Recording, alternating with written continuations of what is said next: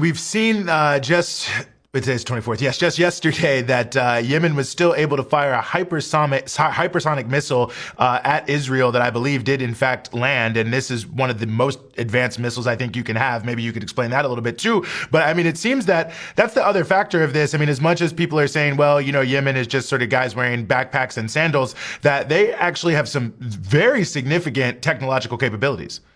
Absolutely. No, they absolutely do. And their indigenous weapons manufacturing is what has gotten them to this point.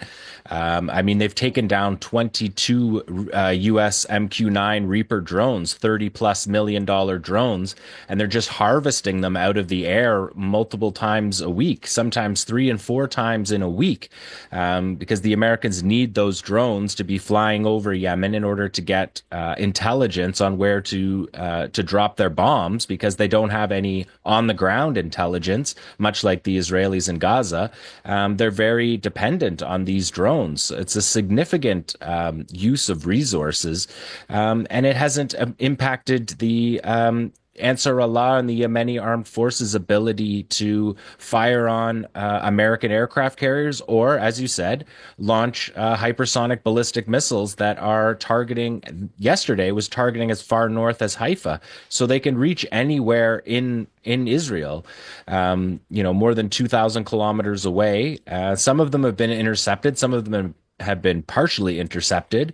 And in any case, they're spending millions of dollars per round to shoot them down. The THAAD rounds are around $5 million each, and it's pretty similar for the Patriot missile rounds that are involved, and David Sling and the Arrow system. These are United States air defense systems that are moved into Israel. They're not Israeli air defense systems. It's part of the United States air defense array.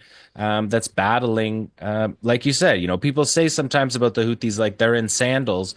They would say they're a besieged people. They are fighting the siege on Gaza because they themselves understand what a naval blockade and what a siege on their country is like. They went through it for a decade with the US-Saudi war on Yemen that created unbelievable levels of starvation, the worst in the world. And so you have the poorest country being attacked by the richest country, and you have these Yemeni armed forces fighters using upgrading old Soviet weaponry, creating with component parts new state-of-the-art air defense missiles that are bringing down these Reaper drones. They've taken down 10% of the United States Air Force Reaper fleet.